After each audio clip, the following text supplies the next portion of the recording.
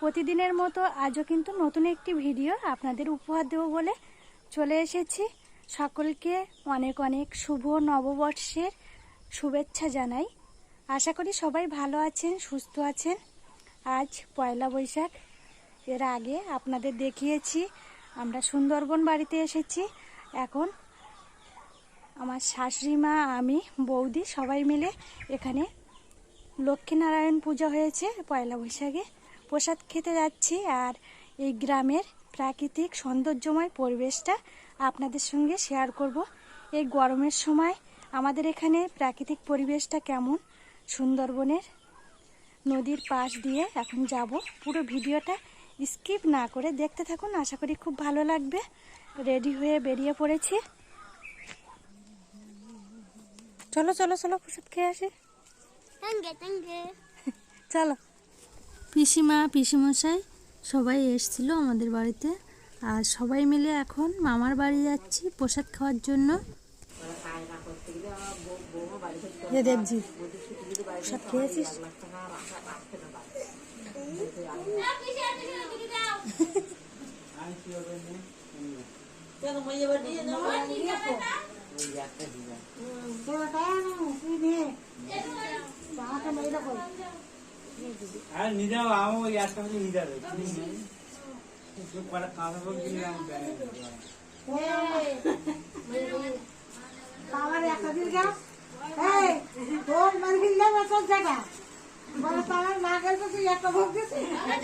সবাই মিলে মামার বাড়ি প্রসাদ খেতে গিয়েছিলাম। সেখান থেকে ফিরে আরেকটি মামার বাড়ি যাচ্ছি প্রসাদ খাওয়ার জন্য।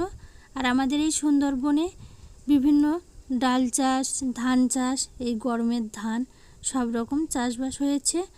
আর নদীর পাড় দিয়ে কিন্তু ঝাউ গাছের চারা লাগানো হয়েছিল, সেগুলি এখন প্রচুর বড় হয়ে গেছে। আর এদিকে দেখুন ধানও কিন্তু সব প্রায় পেকে এসেছে, কাটার টাইম হয়ে গেছে। মা, বৌদি সবাই মিলে আমরা প্রসাদ খাওয়ার জন্য যাচ্ছি মামার বাড়ি, প্রায় এসে গেছি। আর চারিদিকে দেখতেই পাচ্ছেন মধুর বাক্স আসে। এই গরমের সময় অনেক দূর থেকে মধুওয়ালা মধুর বাক্স নিয়ে আমাদের এই সুন্দরবনে আসে মধু সংগ্রহের জন্য। গরমের সময় প্রায় প্রত্যেকটা বাড়ি কিন্তু মধুর বাক্স বসে। আর আমরাও কিন্তু মামার বাড়িতে চলে এসেছি প্রসাদ খেয়ে। এবার রাস্তা দিয়ে হাঁটছি। দেখুন সবাই কাজকর্ম করছে, মায়ের নদীর থেকে কাঠ তুলে সব জ্বালানি করার জন্য রৌদ্রে দিচ্ছে।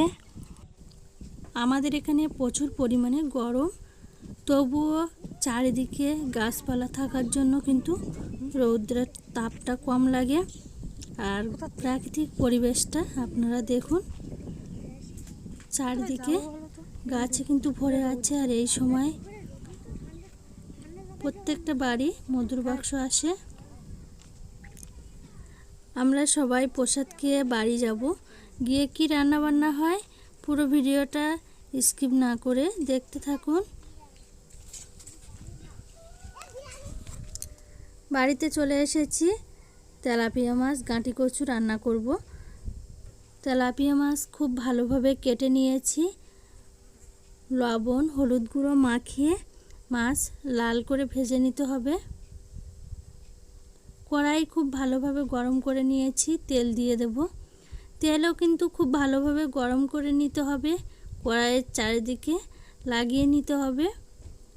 তেল যত ভালোভাবে গরম করতে পারবেন আর কড়াইয়ের চারিদিকে লাগিয়ে নেবেন, মাছ কিন্তু খুব ভালোভাবে ভাজা যাবে। একে একে মাছ সব দিয়ে দেব। মাছ ওলট পালট করে খুব ভালোভাবে লাল করে একটু ভেজে নিতে হবে।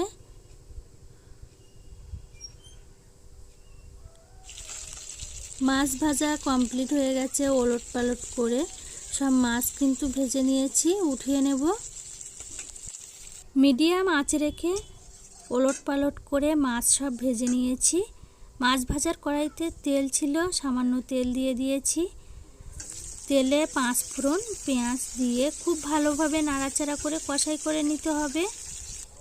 এই সময় মিডিয়াম আঁচে রেখেই কিন্তু কষাই করতে হবে। 7 থেকে 8টি কাঁচা লঙ্কা, পেঁয়াজ, লঙ্কা, খুব ভালোভাবে নাড়াচাড়া করে কষাই করে নেব। জিরে, গোলমরিচ, আদা, 2 থেকে 3 কোয়া রসুন, 1 টুকরো আদা সব কিছু কিন্তু বেটে নিয়েছি। পরিমাণ মতো হলুদ গুঁড়ো দিয়ে দেব, স্বাদ মতো লবণ। মশলা খুব ভালোভাবে নাড়াচাড়া করে এবার কষাই করে নিতে হবে। অল্প একটু জল দিয়ে দেব। মশলাটা জল দিয়ে কষাই করতে পারলে তরকারির টেস্ট কিন্তু খুব ভালো হয়, কালারটাও কিন্তু খুব সুন্দর চলে আসে। মশলা রেডি করে নিয়েছি। কেটে রাখা গাঁটি কচু আলু দিয়ে দেব। মশলার সাথে গাঁটি কচু আলু খুব ভালোভাবে নাড়াচাড়া করে কষাই করে নিতে হবে। গাঁটি কচুর তরকারির জন্য একটু বেশিক্ষণ ধরেই কষাই করতে পারলে তরকারির টেস্ট ভালো লাগে। 5 মিনিট ঢেকে রাখবো সামান্য একটু জল দিয়ে। 5 মিনিট বাদে ফিরে এসেছি। 2 থেকে 3 মিনিট খুব ভালোভাবে নাড়াচাড়া করে কষাই করে নিতে হবে। আর কচুরমুখী আলু সব কিন্তু সেদ্ধ হয়ে গেছে। পরিমাণ মতো জল দিয়ে 5 মিনিট খুব ভালোভাবে ফুটিয়ে নেব। তারপর ভেজে রাখা মাছ দিয়ে আরও 5 মিনিট ফুটিয়ে নিতে হবে। তরকারি খুব ভালোভাবে ফুটিয়ে নিয়েছি। ভেজে রাখা তেলাপিয়া মাছ দিয়ে দেব। 5 মিনিট খুব ভালোভাবে ফুটিয়ে নিলেই কিন্তু গাঁটি কচু আলু তেলাপিয়া মাছের পাতলা ঝোল রান্না কমপ্লিট হয়ে যাবে। আজ ভিডিওটা প্রথম থেকে শেষ পর্যন্ত ভালো লাগলে লাইক, শেয়ার, কমেন্ট করতে ভুলবেন না। চ্যানেলটি সাবস্ক্রাইব করে পাশে থাকবেন। আপনাদের সাপোর্ট ভালোবাসা পেলে এই রকম নতুন নতুন ভিডিও আপনাদের উপহার দিতে পারবো। আবার ফিরে আসব নতুন ভিডিও নিয়ে। নতুন বছর সকলে ভালো থাকবেন, সুস্থ থাকবেন। টাটা।